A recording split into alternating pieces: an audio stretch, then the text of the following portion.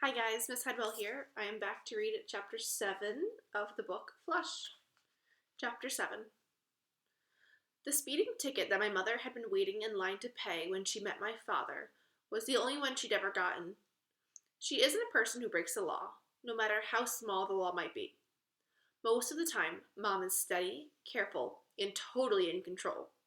In other words, the polar opposite of my dad. Like him, she was born in Florida, a place called Kissimmee up near Orlando. Both her parents worked as performers at Disney World, which sounds like more fun than it was. Grandpa Kenneth was Pluto, the cartoon dog, while Grandma Janet played one of Snow White's 7 dwarfs, either sleepy or grumpy, I forget which. Mom still has a framed photograph of her mother and father, dressed in costume, standing with their heads off in front of Cinderella's castle. According to Mom, Grandpa Kenneth didn't like his job from day one. The Pluto outfit was top-heavy and hard to navigate, and the temperature inside was about 105 degrees. The tourist kids would poke Grandpa Kenneth in the ribs and pinch his nose and yank at his floppy ears, but he wasn't allowed to say a word. That's because Goofy is the only Disney dog character who talks. Pluto just whines or yips. So when the kids start hassling Grandpa Kenneth, all he could do was bark, or shake his head, or wag his paw, which almost never worked. One day, he just snapped. That's Mom's word for what happened. Some brat yanked once too many times on his tail, and Grandpa Kenneth spun around and punted him halfway down Main Street, USA. The kid's family sued Disney World for some insane amount of money, but by then, Grandpa Kenneth and Grandma Janet had already packed up and moved to Moose Lick, Saskatchewan, where they opened a snowmobile dealership and never laid eyes on another tourist. We'd gone up to visit them 2 or 3 times, but they refused to come down to the Keys. Grandpa Kenneth is sure that the Disney people will have him arrested if he ever sets foot in Florida. My mother returned when she was 18 to attend college at the State University in Gainesville. She was on her way to becoming a lawyer when she met a guy and got married and dropped out of school. The guy turned out to be a knucklehead. Mom's word again. And only after 2 years, she pulled the plug. She was driving to the courthouse with divorce papers when she got the speeding ticket that led to her meeting my father. They got married the day after her divorce was final. Whenever Dad starts telling the story, my mother goes out to stack the dishes or fold the laundry. She doesn't like anyone bringing up her first marriage in front of us. I know that Dad's crazy for my mom, but sometimes he's totally clueless about her feelings. Abby gets frustrated and tells me to talk some sense into him, but what am I supposed to say? Better shape up, Dad. Remember what happened to the last knucklehead she married? Even if I did say something, he wouldn't take it seriously. He'd tell me not to worry because Mom was his biggest fan. My father has a habit of overestimating his charm, and also my mother's patience. When I got back from the trailer park, she was standing in the driveway and talking with Mr. Shine, the lawyer. I waved and hurried inside the house, where Abby was waiting to fill me in. I was right, she said. They're going to ask a judge to decide if Dad's a certified wacko. But he's not, I protested. The point is to get him out of jail, even if he doesn't want to leave, said Abby. The judge can order him to be released so he can get tested by some shrinks. That's the new plan. Does Mom really think Dad's a nutcase? Noah, you're missing the big picture. Did she tell you all this, or were you spying on her and Mr. Shine? No comment, my sister whispered. The good news is, I didn't hear the D word, not even once. Excellent. I decided not to mention that Mom and Mr. Shine had gotten real quiet when they saw me riding up the driveway. So what did Lice Peking have to say? Abby asked. Or was he crashed out on the floor again? He wasn't even home. I was right, huh? He chickened out on the deal. His girlfriend thinks he skipped town, I admitted. But she promised to help us nail Dusty Muleman. Oh, please, my sister sighed. Earth to Noah, it's a lost cause. No, Abby, it's not. She eyed me closely. You're not done with bad news, are you?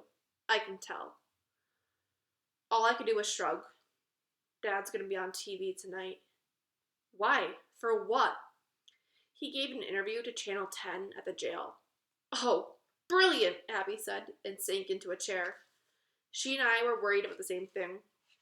What would Mom do when she saw my father on the 5 o'clock news? How much does a new television cost? My sister asked. Too much. I already thought of that. A baseball could do the job, she said. I could tell Mom I was tossing it around the living room, and when it accidentally on purpose hit the TV screen. I'll take all the blame. Come on, Noah, how about it? I've got a better idea, I said. One that wasn't so messy. Shortly before the news was supposed to come on, a hideous scream arose from my sister's room. Even though I knew she was faking it, Abby's howling could still give me goosebumps. She could make a fortune doing horror movies if she had wanted to. While Mom went running to see what was wrong, I slipped out the kitchen door. I grabbed my fishing rod from the garage and dashed to the corner of the house where Dad had mounted the TV satellite dish. It only took me 3 casts to snag it with the bucktail. I jerked hard, and I kept on pulling until the dish rotated toward me. Then, I clamped down on the spool of the spinning reel and backed up until the line snapped. When I went back inside, there was Abby sniffing on the couch in the living room. Mom sat beside her, pressing an ice pack to the back of her head. She fell off her bed, Mom reported sympathetically.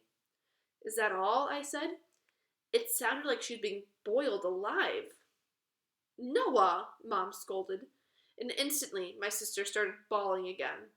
Abby could cry at the drop of a hat. I avoided making eye contact because I knew we'd both break up laughing. At 5 o'clock, Mom reached for the remote control to turn on the news, but there was no picture on the television screen. Only ripples and fuzz. Mom switched to another station. It looked the same. What's wrong with the set? She muttered, and began clicking through the channels. When I snuck a peek at Abby, she gave me a congratulatory wink. The TV wasn't working because the satellite dish was no longer pointed up at the satellites. It was pointed at the ground. Eventually, I'd have to explain how one of my fishing lures got hooked onto the dish. But for the moment, I was proud of myself for sparing my mother from seeing my jailbird father on the Channel 10 news. The good feeling lasted only a few minutes, and then our phone started ringing. Apparently, everybody else on the island had watched Dad's big interview, and many of them wanted to share their reactions with Mom, who was mortified. At least 3 of her so-called friends had even videotaped the show.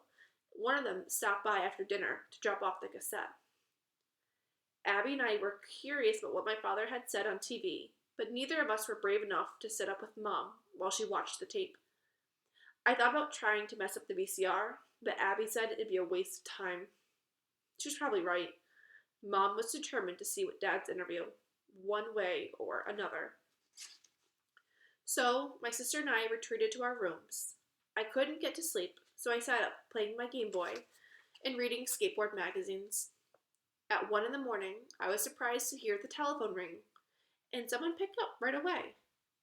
When I peeked down the hall, I saw that the whole house was dark, except for a light in my mother's room, just like the night before. This time, I could hear her voice. She was talking with Grandma Janet up in Canada. I couldn't make out everything Mom was saying, but I heard enough to know she wasn't impressed by Dad's performance on television. What I also heard, too clearly, was the D word. I'm not scared to be alone at night. Actually, I enjoy the peace and quiet. Sometimes I sneak away from the house and ride down to Thunder Beach or Whale Harbor. The main things to watch for are drunk drivers and, of course, police cars. It's unusual to see a kid on a bicycle after midnight, so the cops automatically figure that you're either running away from home or out stealing stuff. More than once, I've had to lay down my bike and duck into some trees when a police cruiser went past. My mom was still on the phone when I went out the back door. On the way to the marina, I didn't see a single car. A Greyhound bus was the only thing that passed me on the highway. The Coral Queen was dark and the docks were quiet, but I didn't take any chances. I left my bicycle in the mangroves and checked out the place on foot. It was a good thing I did, too. The crooked-nosed bald guy who'd grabbed Abby was sitting in a beat-up old station wagon, parked behind Dusty Muleman's ticket office. I crouched behind the sewage tank and watched him for several minutes. He never moved even slightly, and when I edged closer, I could hear him snoring. He sounded just like Rato's dog, Godzilla, when he sleeps. Finally, I got up my nerve and crept past him. That turned out to be the easy part. Getting off the Coral Queen was a different story. I had been rummaging through the wheelhouse, hunting for any scraps of evidence that might help Dad. A note in the crew log, an order in Dusty's handwriting to dump the tanks, whatever. When a mullet boat rumbled into the basin, a man in rubber boots rose to the bow and started tossing a cast net. The noise woke up the bald guy, who got out of the car and stretched his arms and lit up a cigarette. Now I was stuck. There was no way to leave the Coral Queen without being spotted underneath the dock lights. I could see Dusty's goon guy sitting on the hood of his station wagon, the tip of the cigarette glowing orange whenever he took a drag. On tiptoes, I made my way down a stairwell to the second casino deck, which, like the others, was enclosed to keep out the rain. I snooped around until I found a rack of poker chips that the crew had forgotten to lock away. I carried the rack up toward the front of the boat and opened one of the side windows. I waited there until the mullet netter motored out of the basin and the marina was quiet. Then I reached out the window and dropped the poker chips. They made a very impressive racket, clattering on the hard deck and rolling in 100 directions. The bald watchman tossed his cigarette, slid off the hood of the station wagon, and headed for the Coral Queen. He was bounding up the aft stairs as I was sneaking down the forward stairs. When I heard his heavy footsteps on the deck above me, I hustled to the stern and stepped lightly onto the gangplank and then bolted for cover. I made it as far as the sewage sink, where I huddled in the shadow, trying to catch my breath. My heart was beating so hard I thought my chest might split open. Behind me, I could hear Dusty's goon cussing and kicking at the spilled poker chips. When I looked back, I saw him moving through the gambling boat and shining a flashlight. It seemed like a fine time to run away. But as I rose to my feet, a car came bouncing down the dirt road toward Dusty's dock. A police car with its headlights off. Immediately, I dove back to my hiding spot, which would have been a nifty move, except I had banged my head on the sewage tank. The pain was ridiculous. At first, everything went bright, like a starburst, and then, suddenly, it was as black as a tunnel. My skull was ringing like a gong. As I lay there, trying not to cry out and give myself away, I heard my own voice say, "It's empty." Empty! It wasn't my skull that was ringing, it was the sewer tank, which should have been full if the Coral Queen had emptied her hose into it that night. I watched the police car roll into a stop near the boat. The bald goon hurried down the gangplank and waved at the deputy, who hopped out of the car and followed Dusty's man onto the boat. Both of them were shining flashlights back and forth. I rolled to my knees and sat up too fast.